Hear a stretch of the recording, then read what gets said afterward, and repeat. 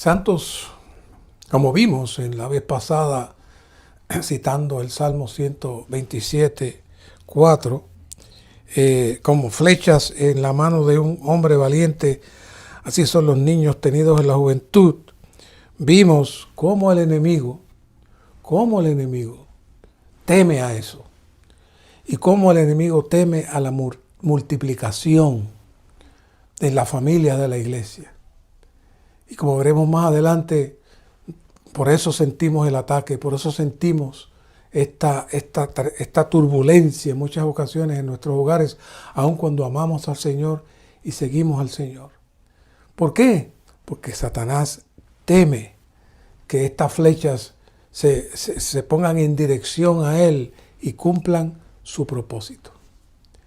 Así que él va a hacer todo lo que pueda para que esas flechas, en vez de ir donde él, se reviertan a nosotros. Y sabemos, hay muchos hogares que sufren situaciones con los hijos, hermanos gloriosos, familias hermosas. Sin embargo, hay situaciones con los hijos. Y uno se pregunta, ¿por qué? Realmente esto es un ataque, como veremos más adelante, y necesitamos estar conscientes de lo que Dios quería hacer.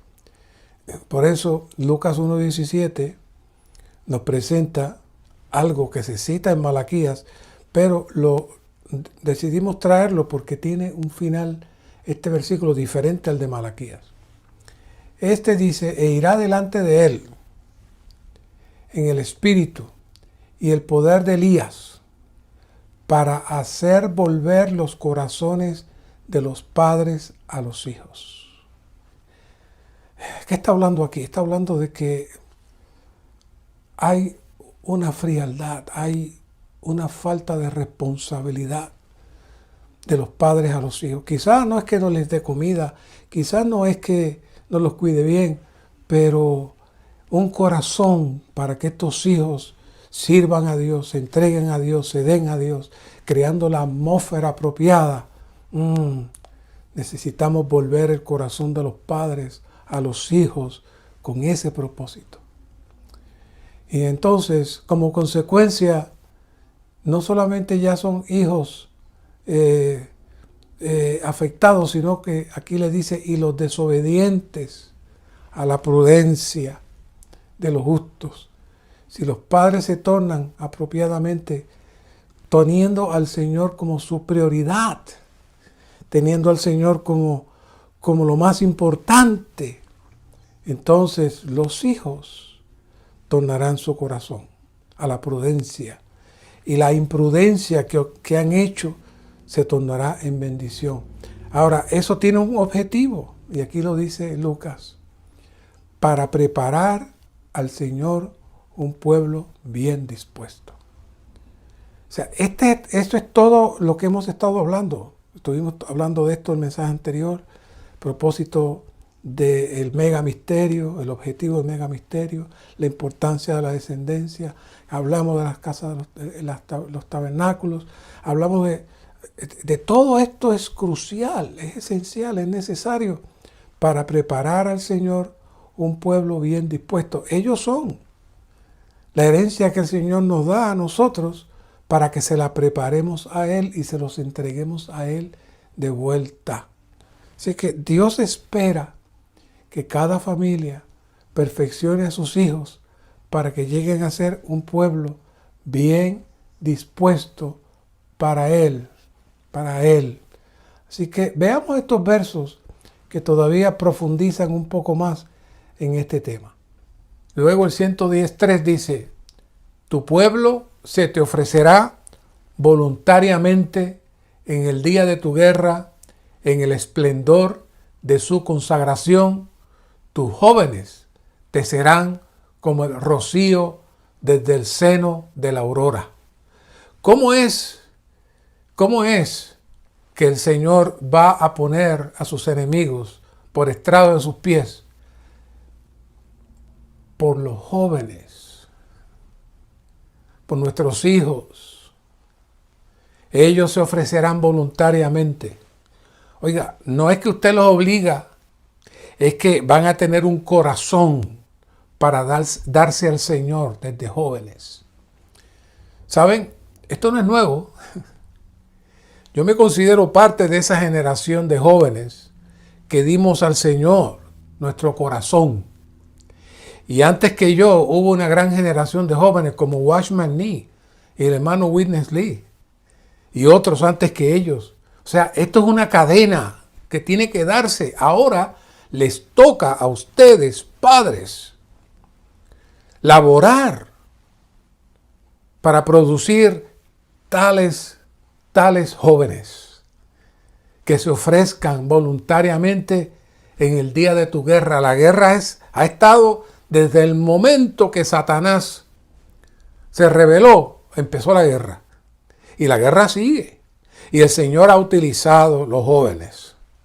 Claro, cuando digo los jóvenes, detrás están las madres, están las abuelas y están los padres. Pero ese es el entrenamiento, pero Dios está utilizándonos a todos. Pero ¿cuántos por nacer? De muchas de las parejas que dijeron que querían tener hijos, hey, muchos de esos que van a nacer se van a unir a este ejército hasta que el Señor venga. Y luego vemos Malaquías. Malaquías lo estaremos mencionando porque es un libro para mí, especialmente el capítulo 2, capítulo 4, es algo maravilloso. Y él otra vez repite lo mismo que vimos en el verso de Lucas. Ahora vea cómo lo presenta Malaquías. Y él hará volver el corazón de los padres a los hijos y el corazón de los hijos hacia los padres, no sea que yo venga y hiera la tierra con maldición. Es decir, si somos descuidados con nuestros hijos y Dios no tiene las flechas para enfrentar a su enemigo, ni tiene jóvenes que se consagren para la guerra, la tierra va a ser maldita. Esto es serio. Lucas presenta el propósito por el cual Dios va a laborar para que las familias se unan, para el cual Dios va a laborar. Oiga, no es que los problemas se van a resolver, no, es que el Señor está trabajando. ¿Con quién? Con su iglesia, con nosotros hoy. Lo trabajó en el pasado y lo sigue trabajando hoy. ¿Por qué? Porque este mensaje que estamos elaborando es el Señor volviendo el corazón de los padres hacia los hijos. Y una vez que los padres vuelvan su corazón hacia los hijos y comiencen a trabajar con sus hijos dentro de la atmósfera de Dios y en su espíritu, no con crítica, no con golpes, no con regaños, no con coraje, con ira, no, con amor y unción, porque si hace falta unción para predicar el evangelio es con sus hijos. Entonces los corazones se tornan y por un lado Dios tiene un ejército dispuesto y por otro lado entonces Dios está satisfecho. Hermano, Dios está esperando por las familias. Dios está esperando por la familia. No está esperando por los super hermanos. Dios está esperando por las familias que tomen esta responsabilidad. No ahora que salgan corriendo a predicarle a sus jóvenes. No. Desde los que no han nacido. Desde los que no han nacido, de las parejas que todavía esperan tener hijos, que tengan esto en su mente. Si no, piensen en María. Ve a María. María, el ángel vino y le dijo qué había en su vientre. Y Elizabeth también le habló qué había en su vientre. Así que María, ¿usted cree que María se le olvidó eso? No. María esperó ese nacimiento y su esposo. Y juntos tocaron a Dios para criar ese hijo, sabiendo la seriedad que había en ese hijo. ¿Acaso tenemos tal sensibilidad nosotros, los padres, cuando tenemos hijos? Hermanos, jóvenes y abuelos, Cuando vean una criatura que nace, reflexionen. Digan, esta es una flecha para el Señor. Este es el joven que Dios necesita que se consagre para la guerra. Este es el joven que Dios necesita que tenga un corazón para Dios, Señor. La joven, el joven, al nacer. Esa es la oración. Hermanos, si tenemos tal corazón, Dios nos va a bendecir. Y Dios va a crear la atmósfera apropiada en nuestros hogares para que esto se cumpla. Por eso necesitamos ser cuidadosos y velar por la descendencia de Dios. Salmo 127.3. Fíjense que leímos el Salmo 127.4, pero ahora vamos a leer el Salmo 127.3. He aquí, los niños son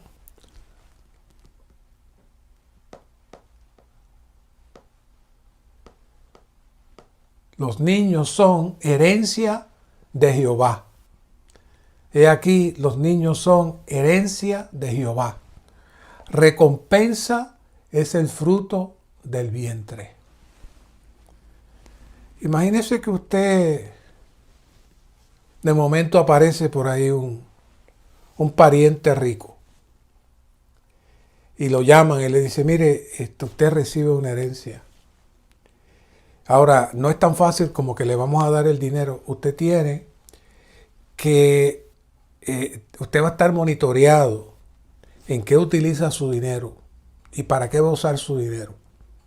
En el momento que usted malgaste todo eso y no haga lo que es apropiado, se le va a quitar. ¿Cómo usted va a tratar esa herencia? Con mucho cuidado. Y va a pedir cuáles son los parámetros que el que me dio la herencia pide para yo seguirlos. Pues mire, son esto y esto y esto y esto es la manera que... pues está bien. Oiga, los niños son herencia de Jehová.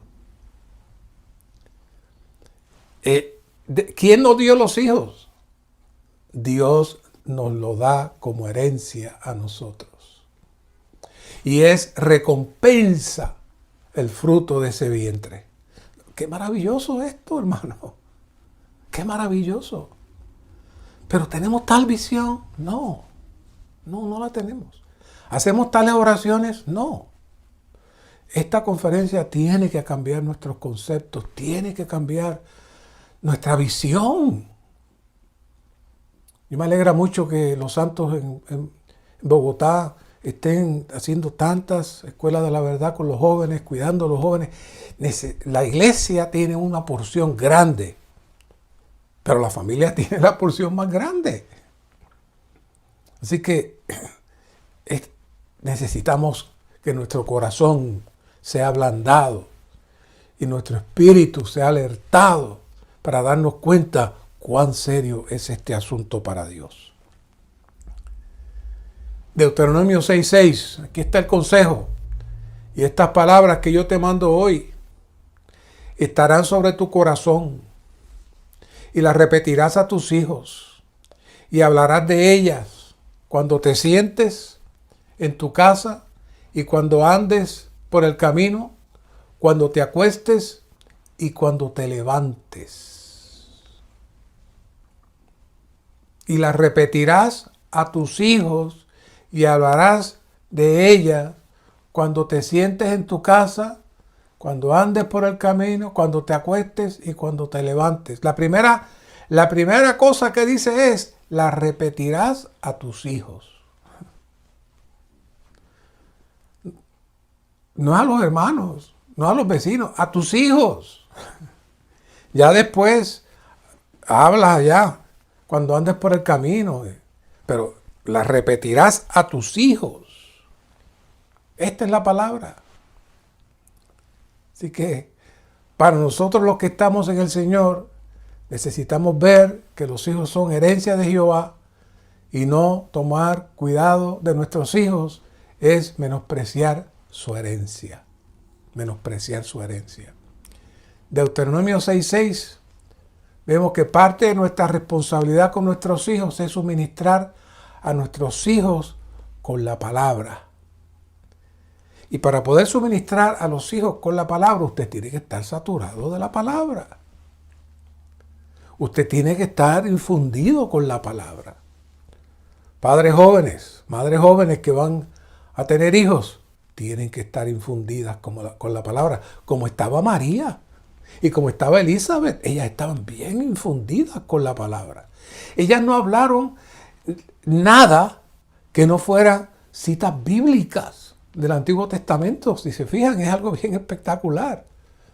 Ellas sencillamente citaron la palabra del gozo, del gozo de estar, ser las futuras madres, de una de Juan y otra de Jesús. ¿Se imaginan?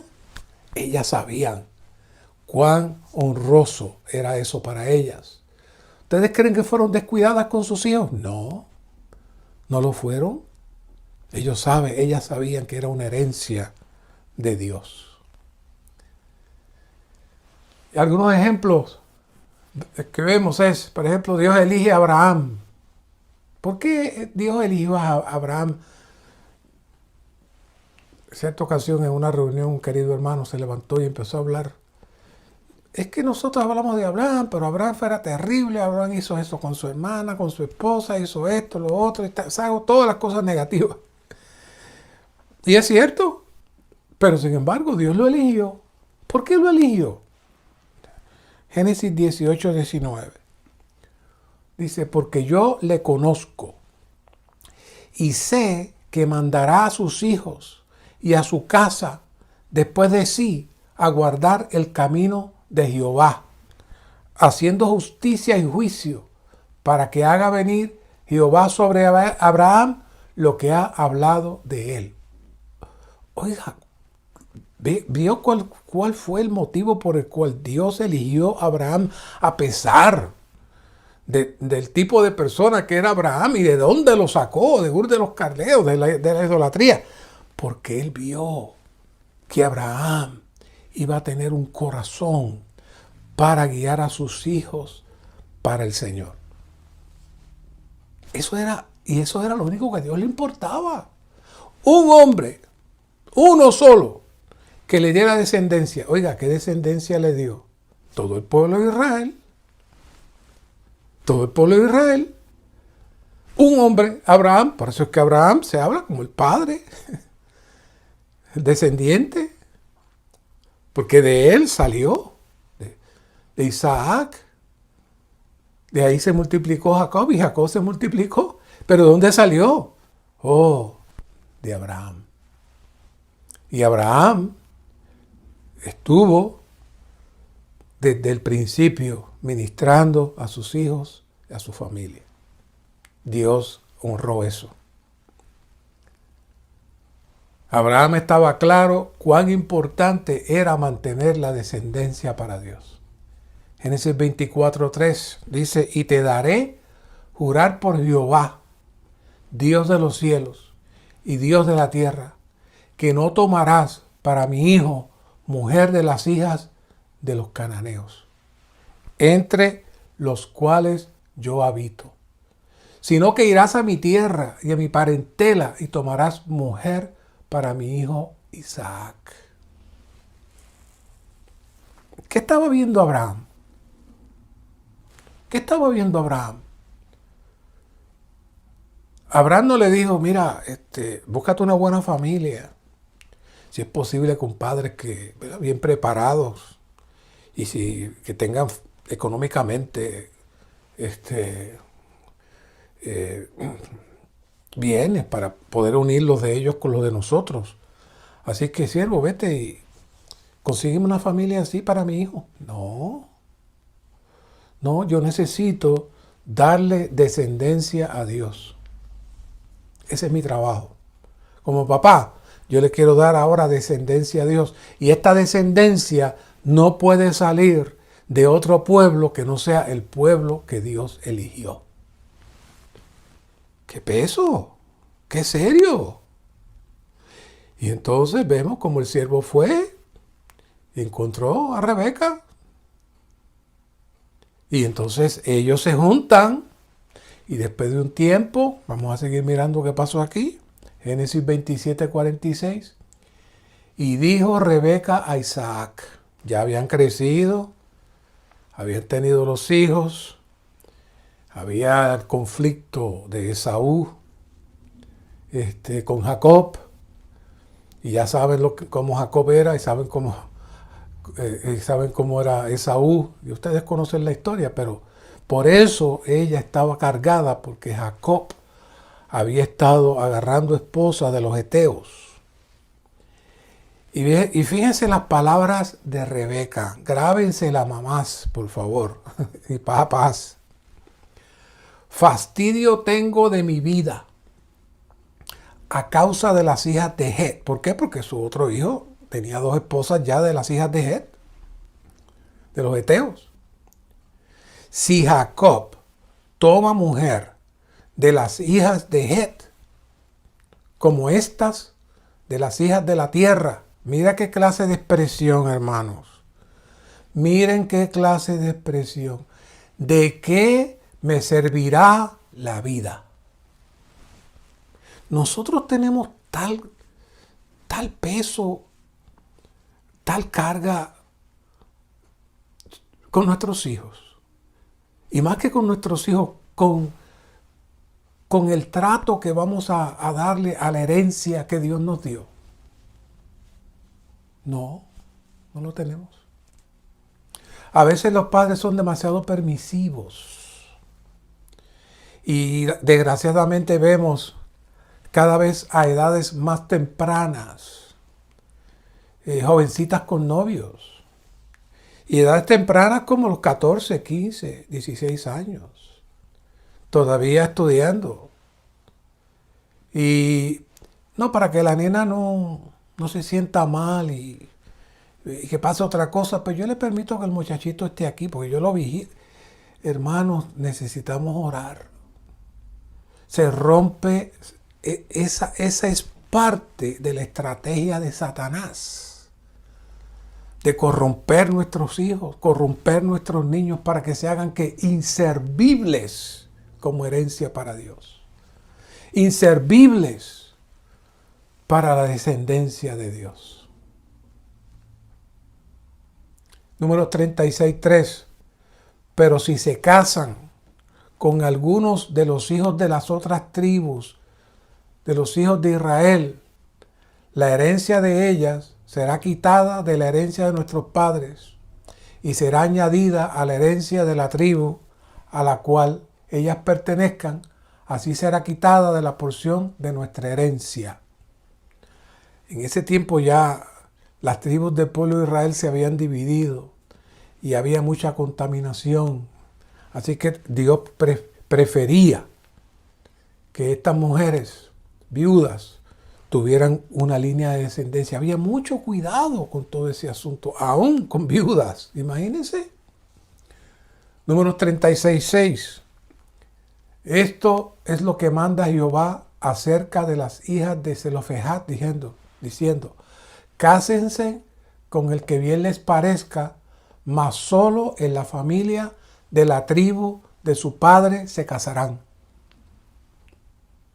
Cásese con quien quiera, pero que sea de la tribu de su padre. ¿Qué es eso? Es que Dios, dentro del mismo pueblo de Israel, querían mantener una línea para producir una descendencia. Estas son advertencias que vemos en el Antiguo Testamento, pero eso es lo que dice precisamente en el Nuevo, que todas estas cosas nos sirvan de advertencia para que no cometamos los mismos errores. Pero estamos muy sueltos. Estamos muy sueltos.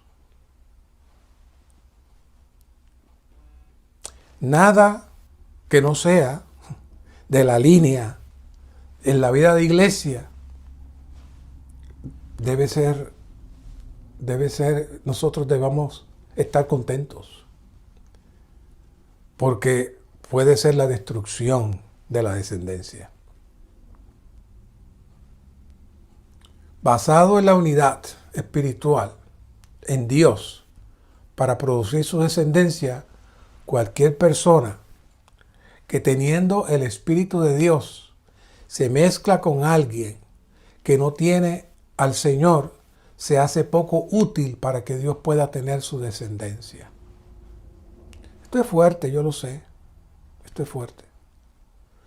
Y de esto no es para que usted vaya ahora y lo que ya está hecho lo trate de romper y decirle, mire, ustedes no pueden estar. No, eso ustedes no van a hacer nada.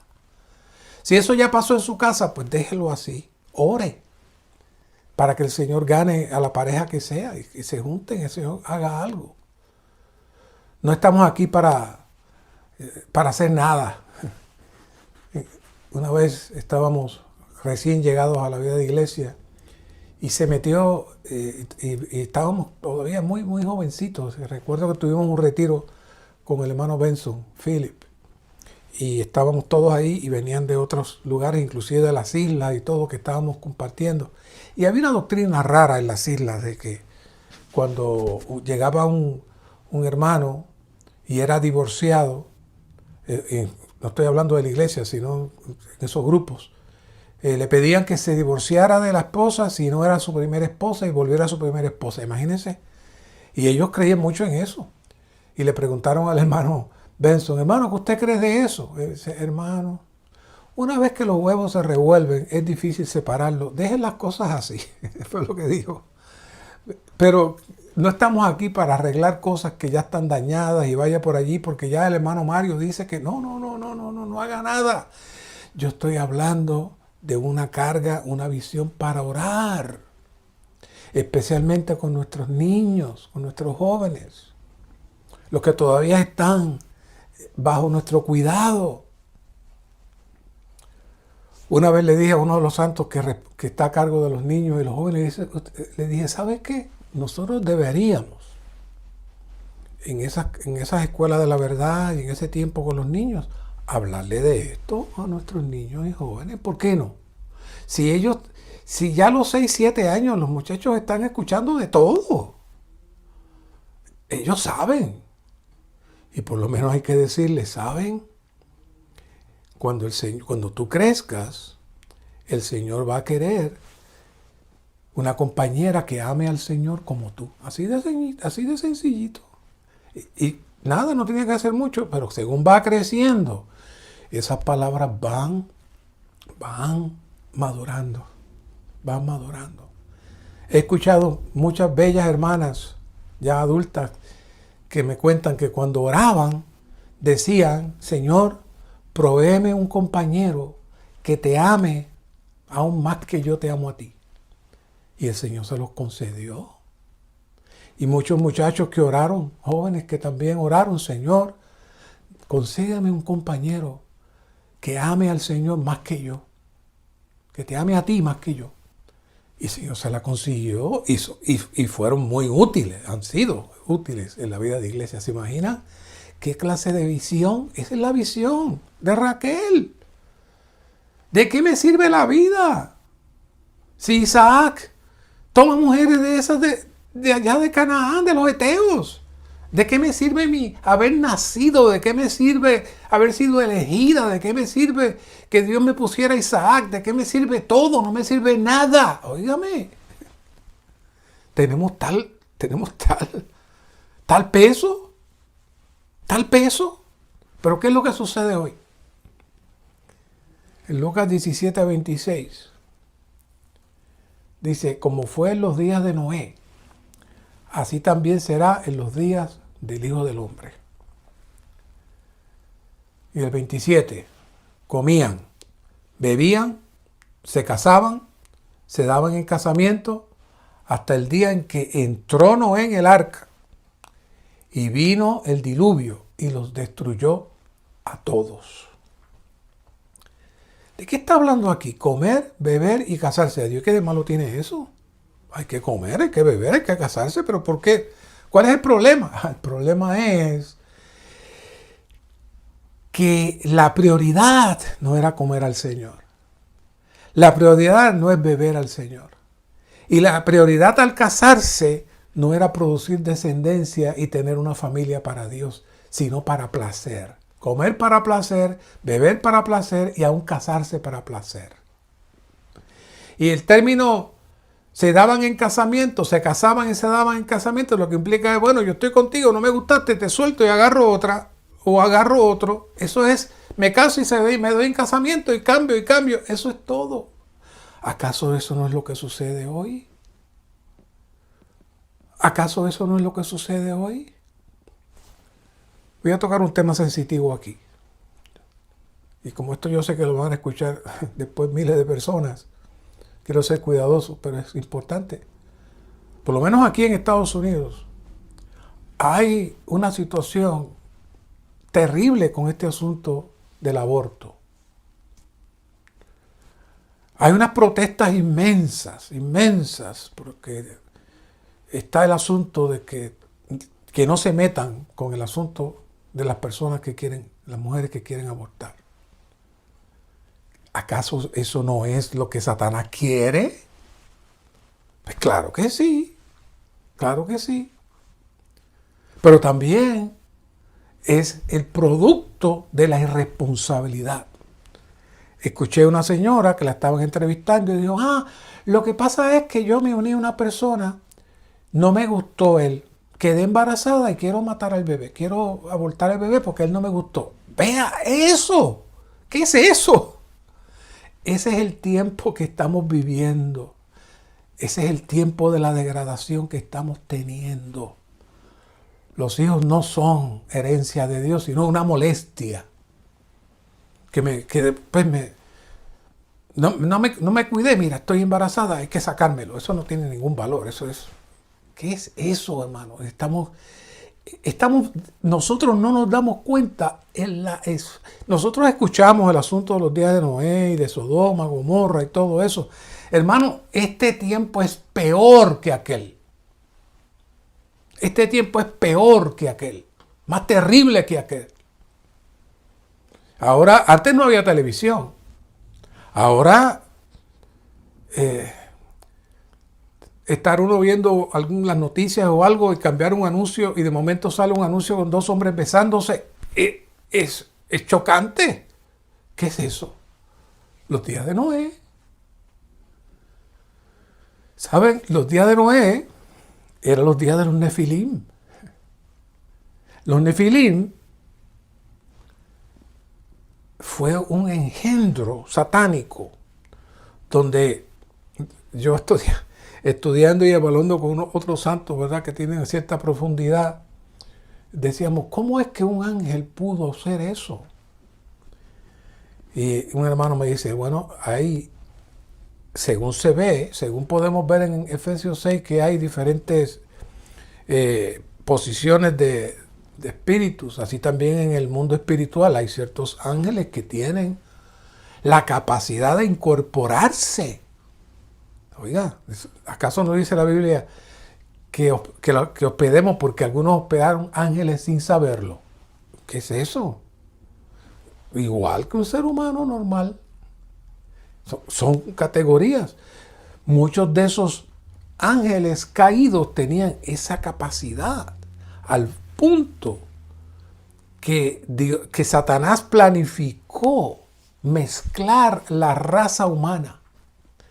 Mezclar la raza humana con la raza satánica y producir otro engendro. Y el Señor no pudo aguantar más y surgió el diluvio. Ese fue el propósito del diluvio. Ese mismo espíritu de los Nefilim, también produce el mismo espíritu que está hoy, del homosexualismo, la pornografía, todo el sexo llevado a otros niveles, que viene a ser el centro de la vida de muchas personas. Se salen completamente de la esfera de Dios. Los días de Noé eran los días de los Nefilim. Y usted dirá, ay, qué bueno que ya no tenemos Nefilim hoy. Oiga, ¿no se acuerda cuando fueron los espías a explorar la tierra? Josué y Caleb. ¿Qué fue lo primero que encontraron? Nefilim. Y usted, adiós, pero no nos habían ahogado. Bueno, ahogaron los primeros que tenían espíritus malignos. Y los espíritus malignos, de hecho, fueron apresados y están presos. Pero el engendro, se logró un engendro con los seres humanos para reproducirse al punto que cuando llegaron a la tierra prometida, el enemigo principal que había allí eran los nefilim.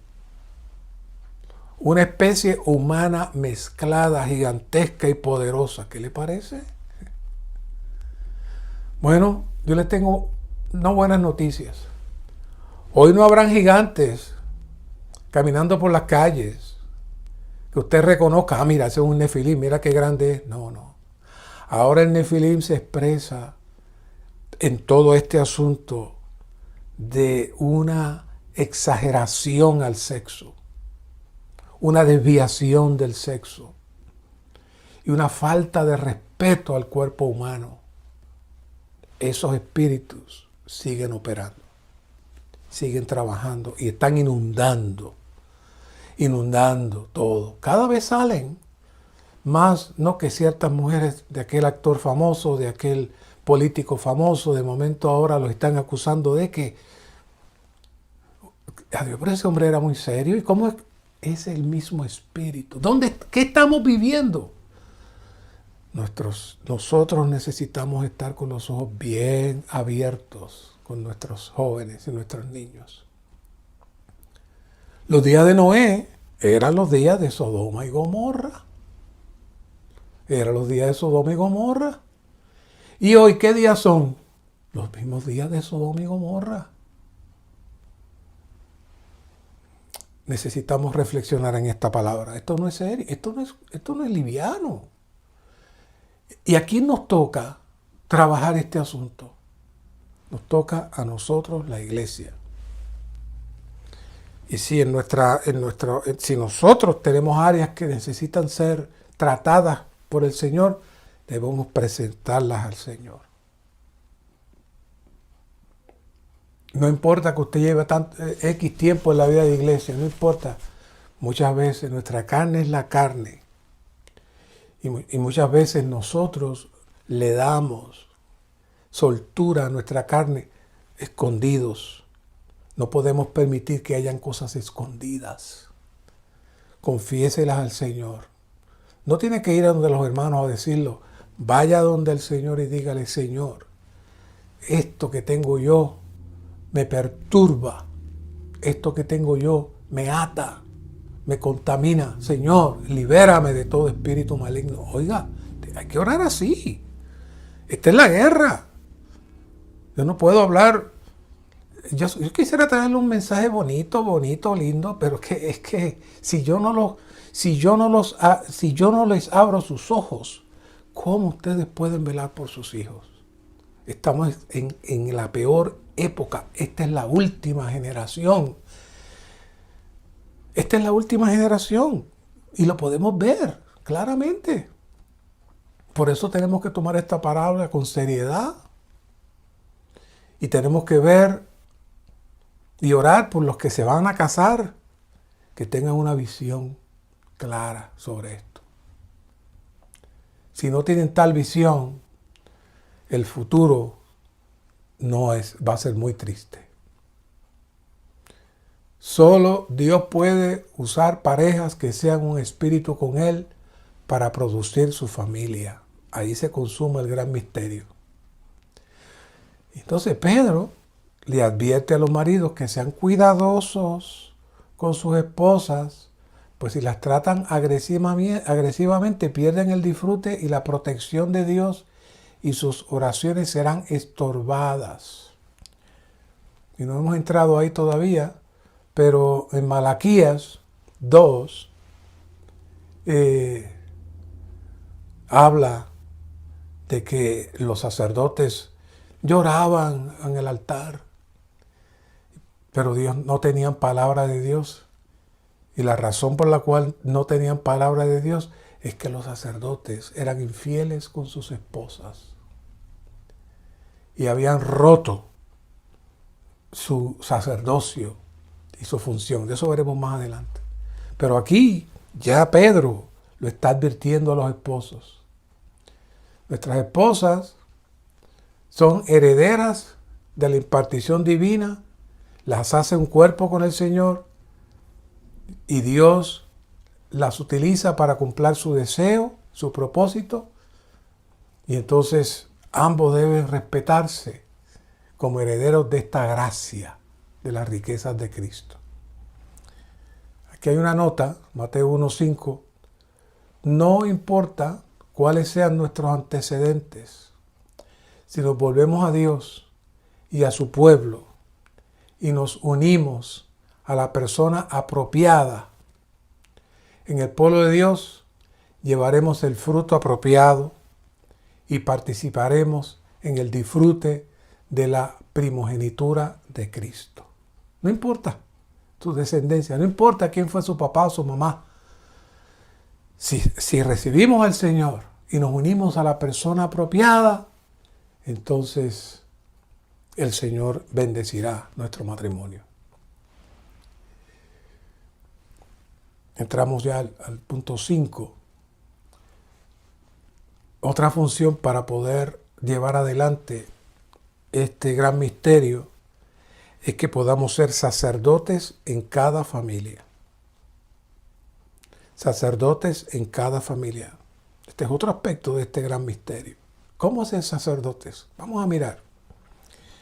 Éxodo 19:3. Y Moisés subió a Dios, y Jehová lo llamó desde el monte diciendo: así dirás a la casa de Jacob, y declararás a los hijos de Israel. En el 5. Ahora pues, si en verdad obedecéis mi voz y guardáis mi pacto, vosotros seréis mi tesoro personal entre todos los pueblos, porque mía es toda la tierra. Y vosotros me seréis un reino de sacerdotes, nación santa.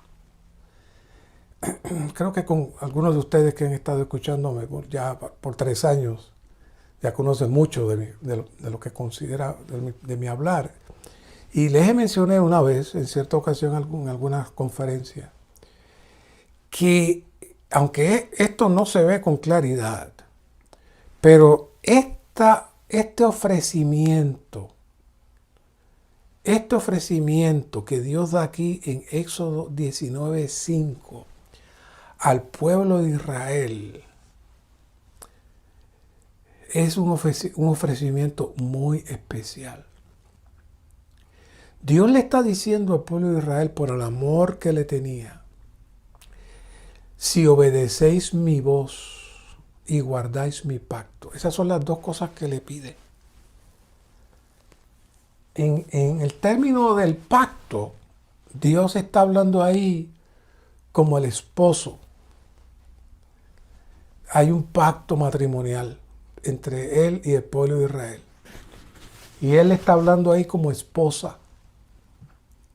Y le dice: si tú obedeces mi voz y guardas mi pacto, serás mi tesoro personal entre todos los pueblos, porque mía es toda la tierra. ¿Qué está diciendo? Que si el pueblo de Israel era infundido de la voz del Señor, el hablar del Señor, y el pueblo de Israel se sujetaba al Señor y obedecía al Señor, entonces el pueblo de Israel se iba a convertir en su tesoro personal. Y luego los iba a llevar a este nivel. En el 6. Y vosotros me seréis un reino de sacerdote y nación santa. Oiga, qué ofrecimiento más maravilloso. Pero no tengo el tiempo de entrar en toda esa área, pero hubo 3 situaciones que realmente el pueblo de Israel perdió. El primero es cuando el pueblo de Israel sencillamente escuchó las palabras de Moisés Y le dijo, pues está bien, dile a Dios que nosotros vamos a hacer lo que Él diga. Pero ese hablar fue un hablar natural, no fue un hablar del corazón, y Dios no le gustó.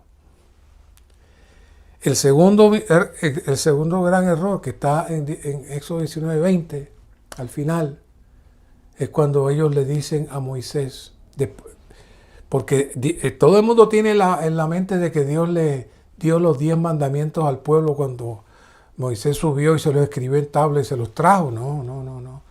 Dios le habló los mandamientos a su pueblo en Éxodo 20.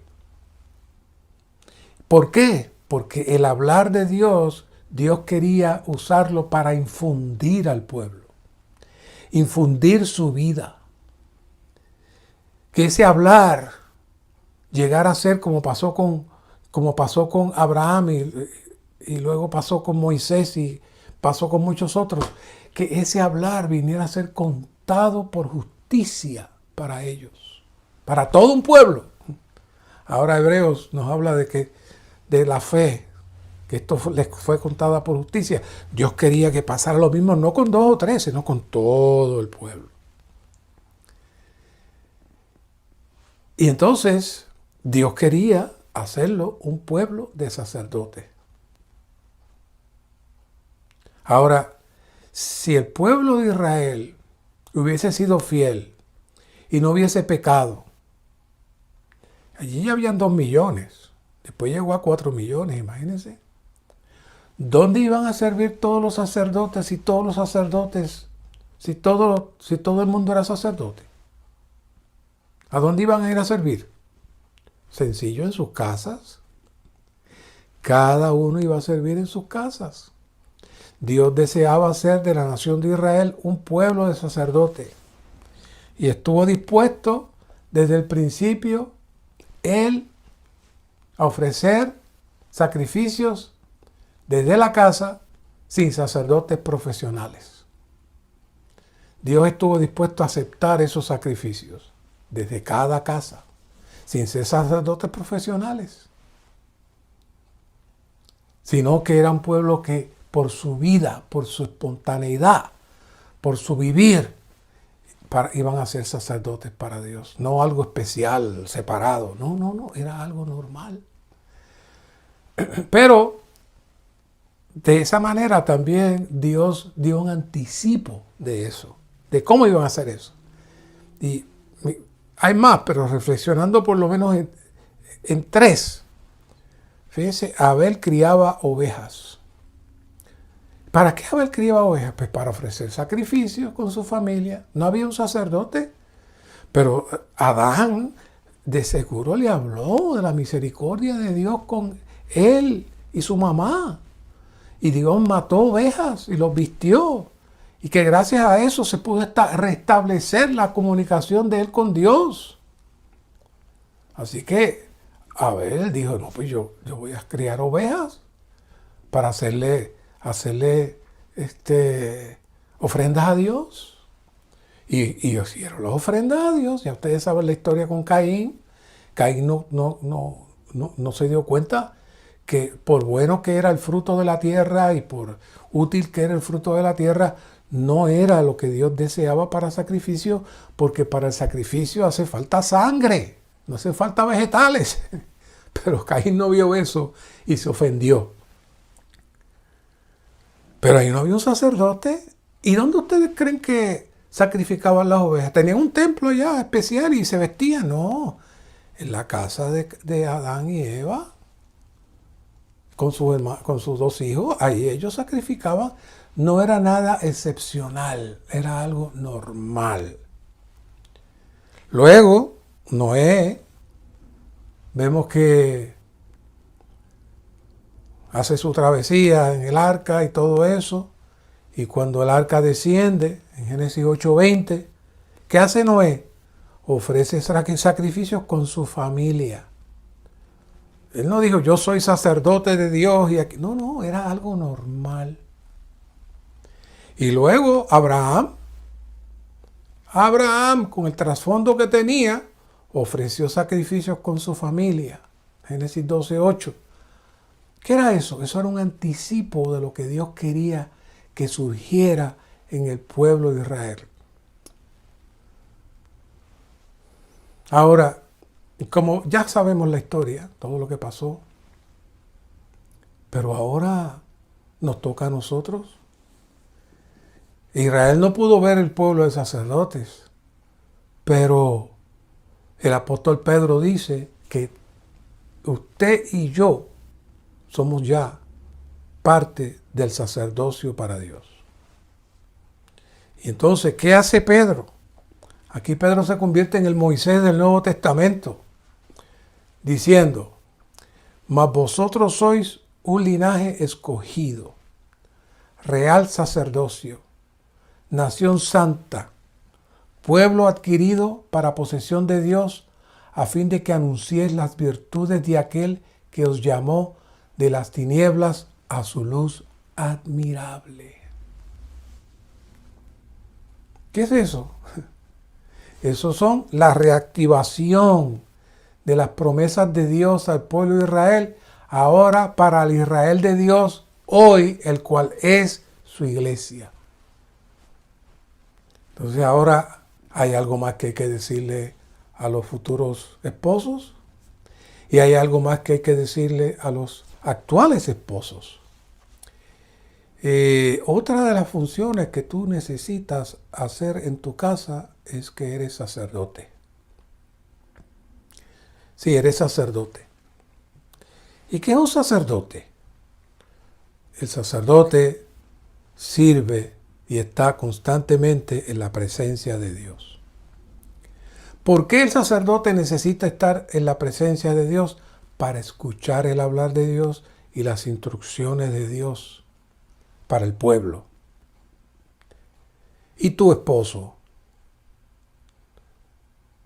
¿Estás constantemente delante de Dios para recibir las instrucciones para tu casa? Hermana, yo sé que ustedes están tranquilitas ahí diciendo, mira, dale duro, hermano, vamos, háblale fuerte, vamos, más. Pero recuerden que Dios los hizo uno. Y ahora ya no son dos, sino uno. Y ahora este sacerdocio es un sacerdocio corporativo de los dos. Los dos son sacerdotes. Los dos forman una sola entidad. No es que usted se queda por ahí y le dice a él, vamos, funciona como sacerdote. No, usted también. Usted también necesita orar. Usted también necesita interceder. Usted tiene que tener en su pecho, tanto él, el esposo como la esposa, tienen que tener en su pecho, ¿sabe quién tiene que tener en su pecho? Los nombres de sus hijos. Día y noche. Día y noche. Eso era el pectoral del sacerdocio. Los nombres de las tribus. ¿Para qué? Para que en el pecho del sacerdote se llevara la carga del pueblo. Cada matrimonio tiene que tener un sacerdocio que en su pecho lleve la carga de su familia. Y luego que sus hijos tengan nietos, hijos, y usted tenga nietos, el pectoral se pone más grande. Ahora sus hijos tienen el pectoral, pero usted sigue siendo sacerdote, abuelo y abuela. Usted necesita ahora orar más, interceder más, ministrar más vida, infundirse más de Dios. Esto no se acaba. Pero, ¿cómo nos ve Dios hoy? Gálatas 6:15 dice, porque ni la circuncisión vale nada, ni la incircuncisión, sino una nueva creación.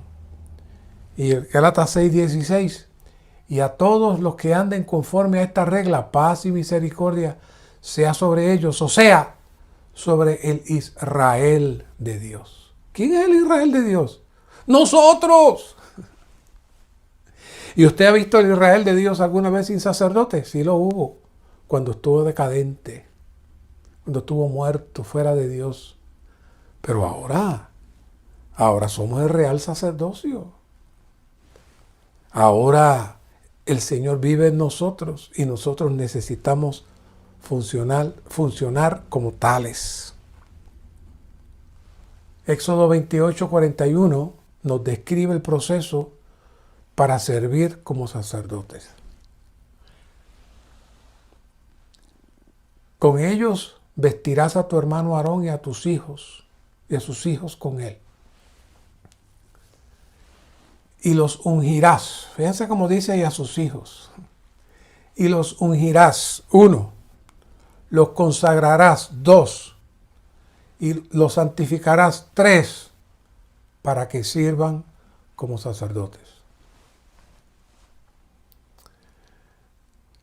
Eso es para hoy, ¿sabes? Eso que está ahí en Éxodo 28, eso es para ahora. Acabamos de terminar una conferencia sobre el ungir de la Trinidad Divina, el dispensar de la Trinidad Divina. ¿Qué es eso? Ese es el ungirás. ¿Cómo usted se unge? Usted se unge permitiendo que el Espíritu todo inclusivo, como la unción que viene a ser hoy, la unción de la Trinidad Divina, fluya en usted desde su espíritu y avance desde su alma, es decir, su mente, voluntad, emoción. Y que una vez que eso suceda, el Señor puede avanzar y hacer su hogar en sus corazones. Y una vez que eso suceda, Romanos 5:5, el amor del Señor se derrama en nosotros. Y una vez que eso suceda, entonces ya no vivimos para nosotros, sino para aquel que murió y resucitó. Y una vez que eso suceda, 1 de Juan 2:15 dice que ahora si el amor del mundo está, si nosotros amamos el mundo, el amor del Padre no está. Pero si nosotros estamos amando al Padre, entonces el amor del mundo no está. Quiere decir que ese ungir para ser sacerdote es todo el proceso que nos lleva a consagrarnos para que el Señor nos llene, nos acepte como su ofrenda, para ser terminados como el holocausto. ¿Saben? Cuando traían el buey y lo presentaban, había que bañarlo, había que limpiarlo, luego desollarlo completo, dejarlo listo para presentarlo a Dios. Usted podrá decir, bueno, ahí se ofreció el buey como sacrificio. No. En la conferencia que dimos sobre la experiencia de vida, que hay un capítulo sobre la consagración, si quiere ir, refrésquelo. Ahí dijimos que la consagración es mucho más que usted decir un día, Señor, yo me consagro a ti, de aquí en adelante yo soy tuyo, amén. No, es mucho más que eso. Usted tiene que ser desollado, usted tiene que ser muerto, desollado, picado en trozos, y luego ponerlo en el altar y luego convertirse en ceniza. Ahí sí que se consuma la consagración. Así que cuando dice aquí que el sacerdote lo ungen, lo consagras, lo santificas, es cuando dice lo consagra, quien consagra es el Señor. Después que la unción ha llegado a nosotros y somos cautivados por su amor y nos entregamos completamente a Él, entonces estamos santificados, es decir, separados en nuestro vivir para el mundo. Dice aquí, ser santificados siendo separados solo para Dios. Y entonces, listos para servir con todo lo que somos y todo lo que tenemos. Yo no abro mi casa porque los hermanos tienen muchos niños pequeños y me causan muchos problemas aquí. No me gusta abrir mi casa para reuniones. ¿Cómo es eso?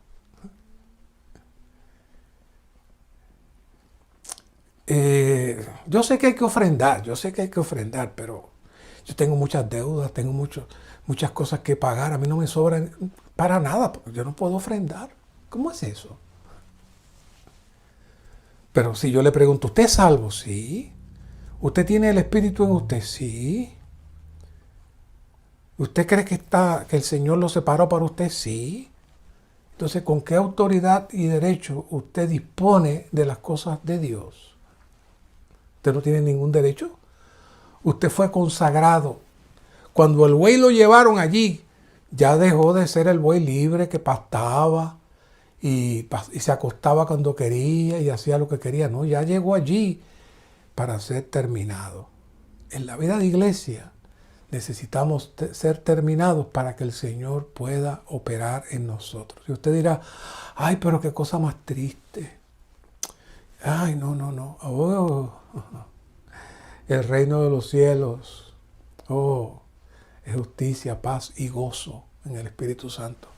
Nuestro gozo, nuestro disfrute, no lo provee el mundo. Porque si su gozo y su disfrute lo provee el mundo, el amor del Padre no está en usted. 1 Juan 2:7, el amor del Padre no está en usted. Esto es serio. ¿Pero por qué estoy trayendo esto? Porque ese es el ambiente de la familia. Ese es cada uno de nosotros. Tenemos la misma responsabilidad del sacerdote.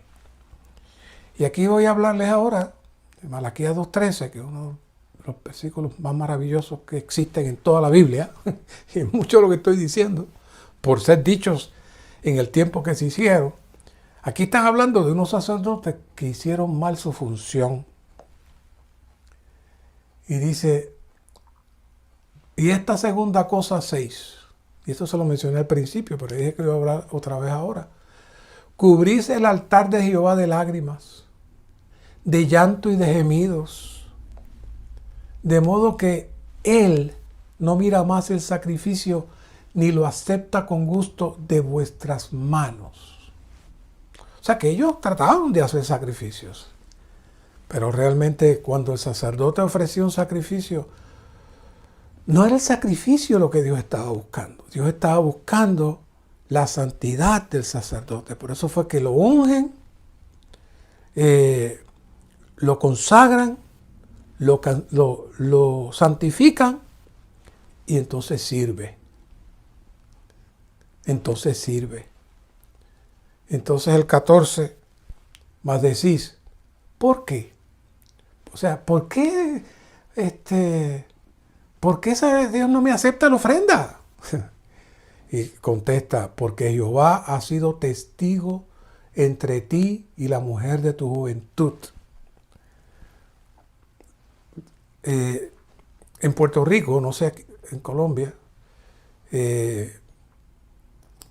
se usaba mucho el asunto del padrino, especialmente los católicos, que había un padrino que era el padrino de bodas y técnicamente, espiritualmente, lo que estaba detrás de eso era que si le pasaba algo a los padres, los padrinos se iban a hacer cargo de ese niño. Eso es lo que estaba detrás de esa práctica, ¿no?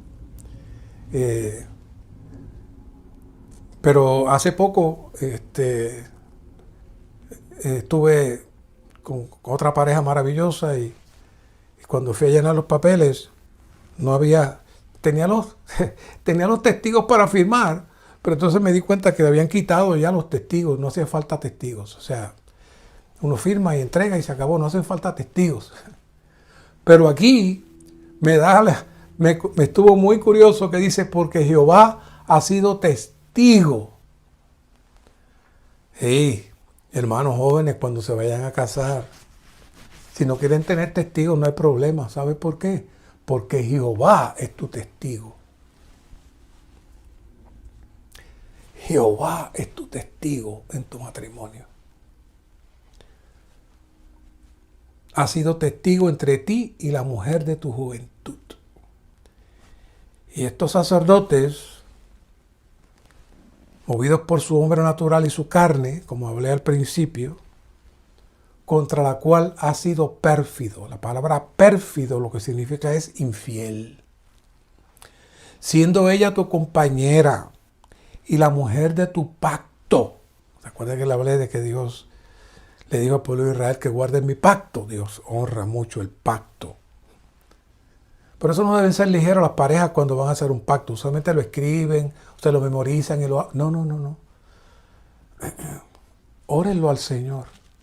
¿Saben? Porque Jehová es el testigo. Cuidado con lo que usted dice ahí. Ore para que el Señor le ponga en su corazón cuál va a ser la promesa, cuál va a ser el pacto, especialmente en los varones. Todo esto es para Dios, recuerde, todo esto es para Dios. Y entonces Malaquías actualiza esto como si lo hubiese escrito el apóstol Pablo y dice, pero no los hizo él uno. ¿Acaso no fue lo que no es lo que hemos estado hablando? De que en Efesios 5, 31 y 32, la encomienda que Dios le da a la pareja es que sean uno. Pues aquí está diciendo Malaquías, Dios, pero ¿qué pasó aquí? Se supone que si ustedes se casaron en Dios y Dios fue su testigo y hay un pacto, ya hay una unidad. ¿Ustedes no se supone que ustedes sean infieles con su esposa? Y luego le dice, y el remanente del espíritu era suyo. Oh, Malaquías le está diciendo, oiga, ustedes, el Espíritu de Dios está operando en ustedes. Y hay un remanente de ese Espíritu operando en ustedes. ¿Qué pasó? Número uno, violentaron el principio de ser uno. Y ahora no respetaron la voz del Espíritu. Ahora, ¿saben para qué Dios los hizo uno? Le dice Malaquías. Él buscaba la descendencia de Dios. Más claro, este verso no puede estar en toda la Biblia, y para todo lo que he estado hablando con ustedes, este verso lo encierra todo. Y vean el consejo que le da Malaquías. Prestad atención pues a vuestro espíritu y no seáis pérfidos para con la mujer de vuestra juventud. Impresionante, ¿no?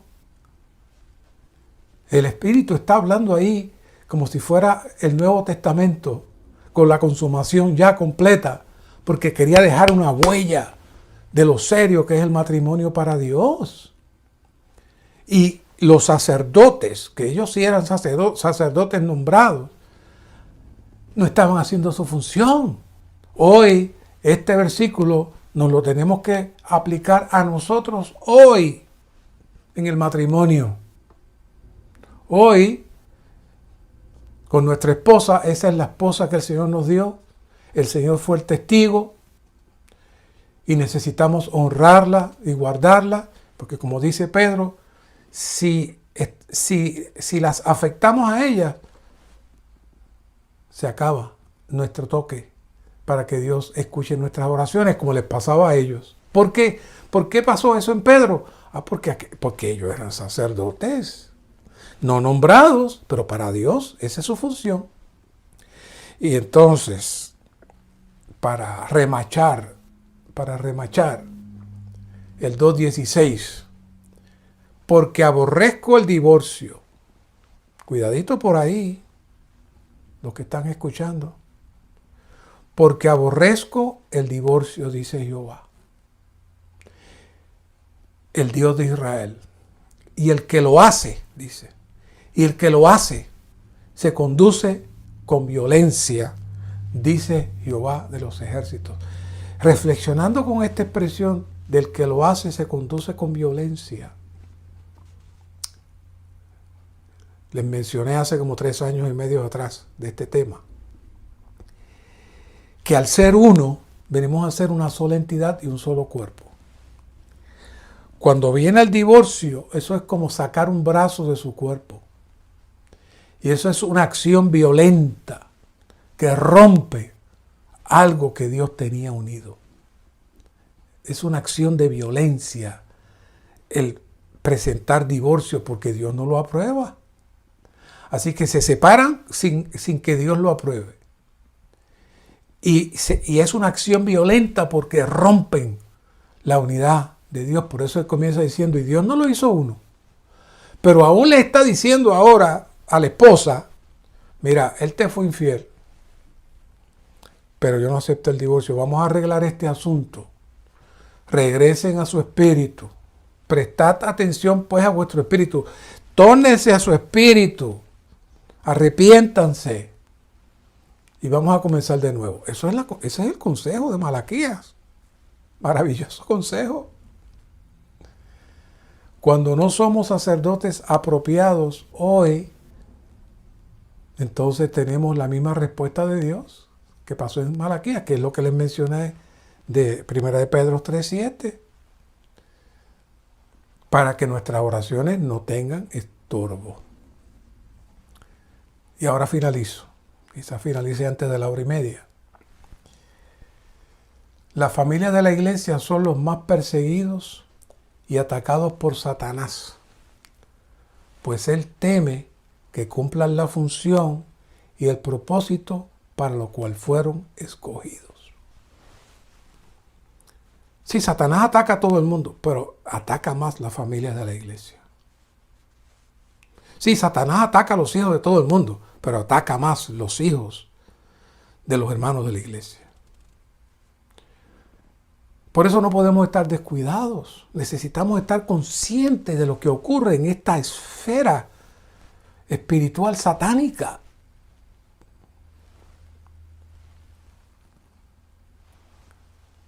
Y Pedro otra vez nos da dos consejos bien interesantes.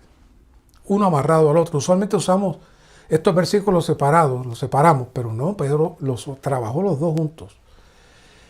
Echando toda vuestra ansiedad sobre Él, porque Él se preocupa por vosotros. ¿Quién aquí de estas parejas matrimoniales, especialmente los que tienen hijos, que están trabajando, no tienen ansiedad en algunas ocasiones? Hay alguno aquí que levante su mano y me diga, no, a mí no me da ansiedad por nada, yo no tengo problema de nada. Hermano, hay momentos de ansiedad cuando vemos a nuestros hijos que se comportan de manera equivocada. La situación financiera se pone difícil, nos causa ansiedad. Y Pedro dice, echando toda vuestra ansiedad sobre Él.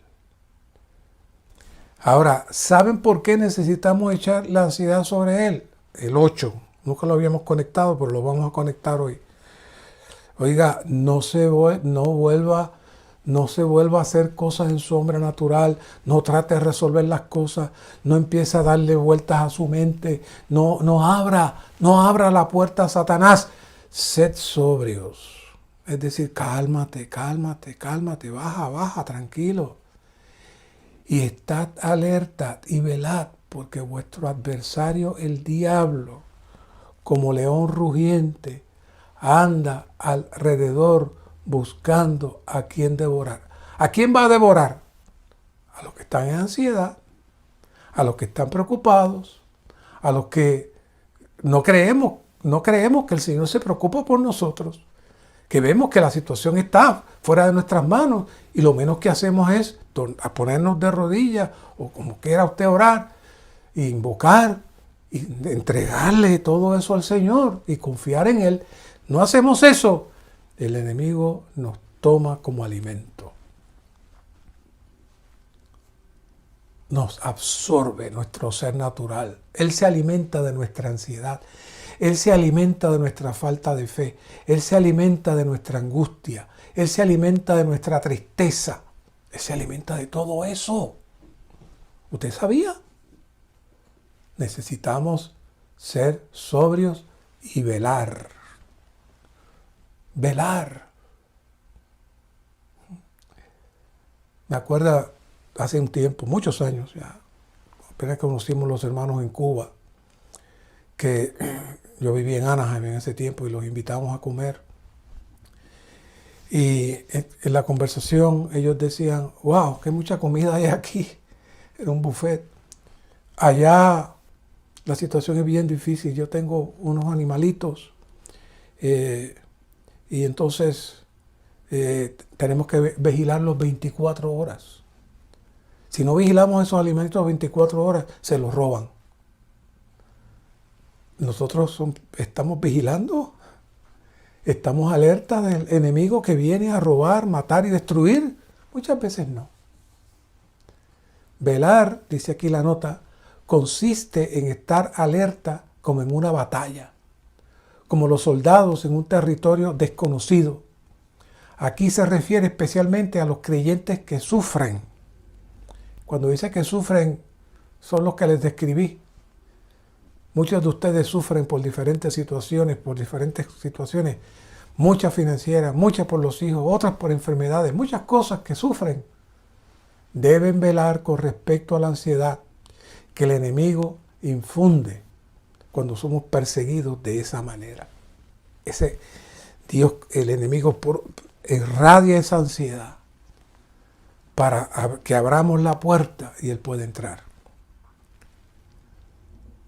La nota, el número 7 de este mismo capítulo, dice: aquí Pedro les advierte a los creyentes que sufrían persecución si ellos no estaban dispuestos a humillarse bajo la poderosa mano de Dios y a echar su ansiedad sobre Él, serían devorados por el león rugiente, el diablo su adversario.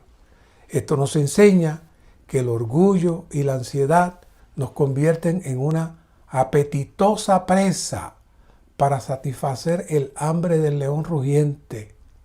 Sin duda, este aspecto, Pedro no podía olvidar la advertencia que el Señor le dio a él con respecto a los deseos del diablo. Pedro se volvió ansioso, negó al Señor, y ustedes saben la historia. Así que Pedro experimentó lo que es la ansiedad en medio de una situación de presión que él tuvo, negó al Señor.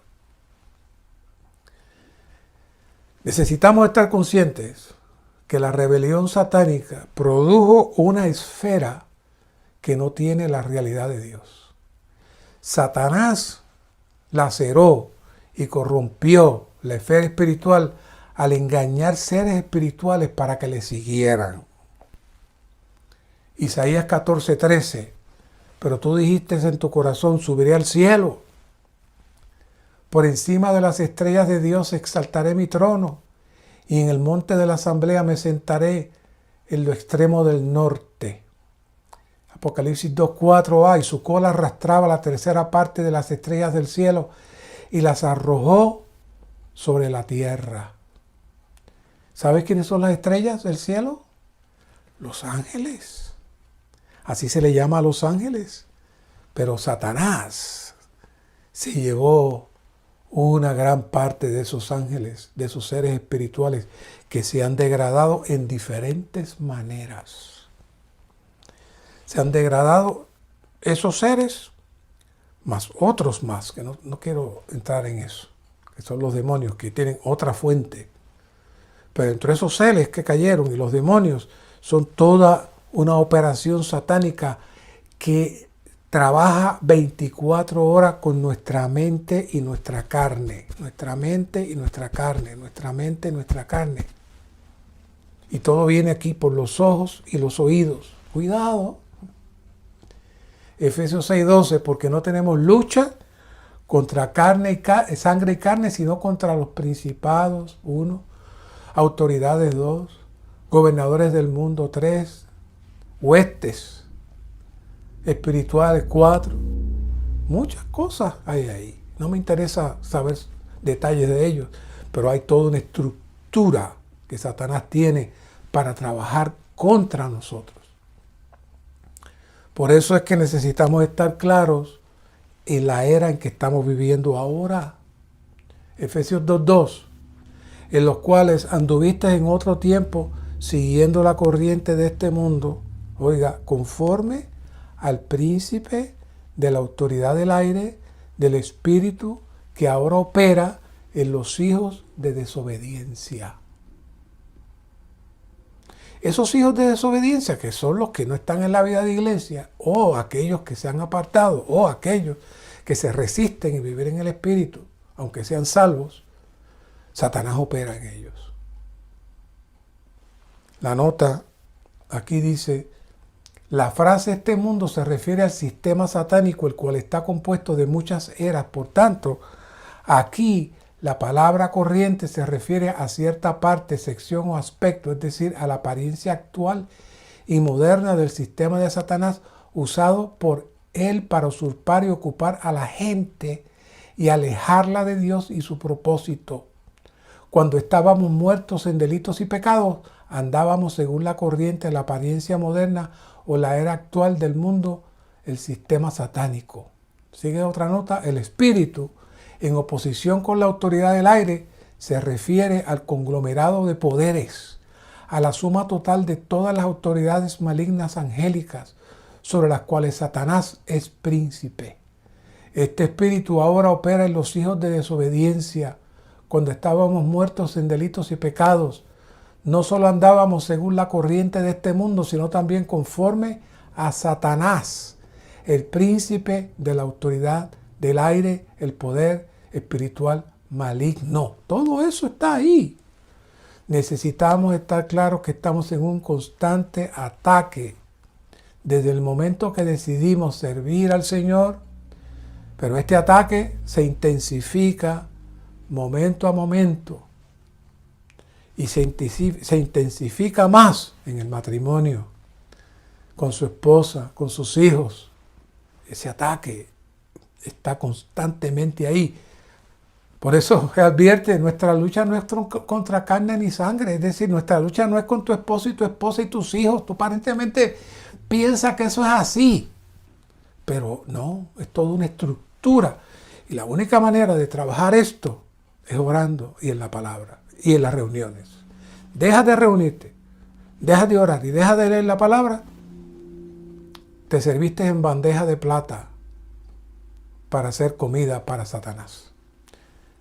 Nuestra única salida es permanecer en la esfera que Dios tiene en nuestro espíritu y en la vida de iglesia.